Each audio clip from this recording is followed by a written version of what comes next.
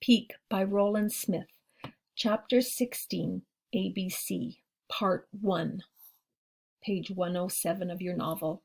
The next morning I poked my head through the tent flap. Crystal clear, 28 degrees, no wind, by far the best weather we'd had since getting to base camp. And I could not have been more disappointed.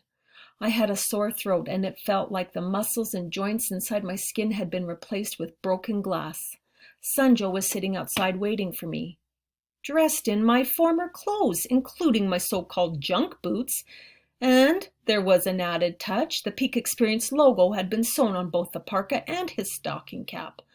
I thought Zopa had traded all that stuff away. Why was Sanjo wearing my clothes? "You do not look well," he said. "I do not feel well," I croaked back at him. "What's with the clothes?" "They did not fit you," he answered. "Zopa gave them to me." I was too out of it to pursue it any further. I reached back into the tent for my water bottle and found it was frozen solid. I was so tired the night before I had forgotten to put it in the sleeping bag with me to keep it from freezing. I'd spent hours packing and repacking my gear for the trip up to ABC. Sanjo pulled his water bottle out of his backpack. I took a deep swig and handed it back, wondering why he had a backpack. "Are you going up to ABC with us?" "Yes," he answered, "and I would like to leave before the herders. I do not like stepping in yak dung." "Me either," I said, although I'd never seen yak dung. The porters kept yaks corralled at the far end of camp. I hadn't been over there yet, but you could sure smell the shaggy bovines when the wind blew from that direction. I wondered why Zopa hadn't mentioned Sanjo going up to ABC with us the night before. But I was too tired, hungry, and worried about the climb to ask Sanjo about it right then. "Guess we'd better try to wake up Holly. She and Zopa have left already," Sanjo said. I looked at my watch in panic. But it was only 9 o'clock. When did they leave? 2 hours ago. Why didn't Zopa wake me up?" I asked, although I was glad for the extra sleep. "Miss Holly is a slow climber. We will overtake them." I grabbed my gear and checked it one last time. Then we went over to the mess tent to get something to eat. The only person inside was the cook. I was disappointed Josh wasn't there to see me off, but considering what he had been through the past few days, I couldn't blame him for sleeping in. Halfway through my breakfast, J.R., Will, and Jack dragged in, blurry-eyed and irritable, but after half an hour of coffee and carbs, they began to perk up. "Let's get this over with," Will said, smearing glacial cream on his face to prevent it from burning. At first, it appeared that Holly was a faster climber than Sanjo thought, but her speed was explained a few hours later when we finally caught up to her near a stream of glacial meltwater. Zopa had been carrying both his and Holly's heavy backpack as they made their way up the steep glacier. Even without the backpack, she was having a hard time catching her breath. She tried to smile when she saw us, but couldn't quite manage it. Zopa looked a little haggard too, which wasn't too surprising considering he was carrying as much weight as a yak. Speaking of which, the yak herd had been gaining on us all day and were now less than 100 yards behind. Each yak carried over 100 pounds of supplies and their own fodder. There was nothing else for them to eat this high. With a grim expression, Zopa looked at the long line of animals. I guess he didn't want to trudge through their dung any more than we did. "Those cows are going to ruin our shots," J.R. said. "They're not cows, they're yaks," I said. "And how are they going to ruin your shots? We're filming you, not a bunch of herders and their yaks." I thought that at 19,000 feet, all my hot buttons were out of reach, but J.R. had just managed to punch one of them dead center. I hated television documentaries where they filmed the intrepid scientist, climber, or explorer in the middle of some dreadfully hostile environment all alone. Oh yeah? Then who's operating the camera as they battle the elements all alone? Back at base camp, I had overheard climbers complaining about the filthy porters and herders and their stinking yaks. When something was missing from one of the camps, the porters and herders were always the first suspects. Sure, I didn't want to step in yak dung, but it was pretty humbling to hear those same herders and porters in their cheap boots, ratty clothes, and heavy packs coming up behind us with the strength and breath to whistle, chant, and sing as they hauled our gear up the mountain. None of us were whistling or singing, and we weren't carrying a tenth. And we were carrying a tenth of what they had on their backs. Without those herders, yaks, and porters, we wouldn't be here, I said to JR. Leaving them out of the film is like leaving Everest out of the film. They're more important to a climber getting to the summit than the climber. I didn't have enough breath for any more, but I think I made my point because Zopa laughed long and hard, which is hard to do at that altitude. And when the yaks and herders and porters reached us, JR filmed the entire procession crossing the stream, including the bloody spots in the snow left by the yaks that had cut their hooves on sharp rocks.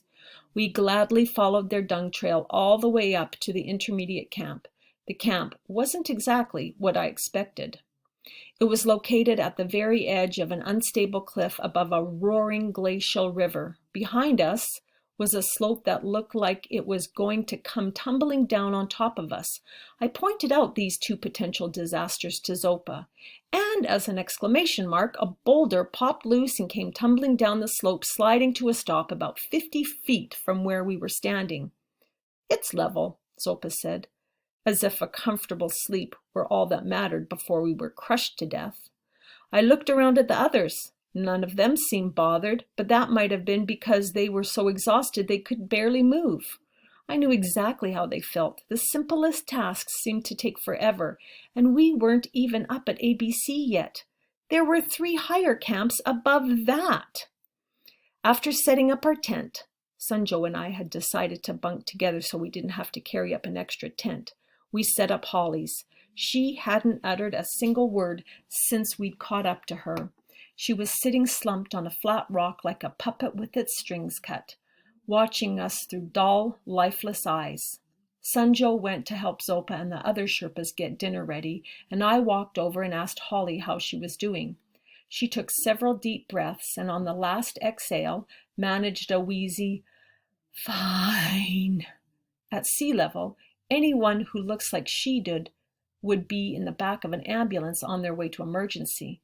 But at 19,028 feet, the emergency threshold was proportionately higher. Even so, I didn't like Holly's chances for getting any farther up the mountain in the condition she was in. A shot of O's would perk her right up, but it would also defeat the purpose of acclimatization. Her body was actually climbing as she was slumped on that cold rock, which was the whole purpose of climb high, sleep low. Red blood cells are multiplying by the millions to protect our bodies from the thin air. These new red cells stick around during the rest period at lower altitudes, making it easier the next time you go up. So even though... "Shut up, Peak," Holly managed to say with a small smile. "What?" "I know how red blood cells work."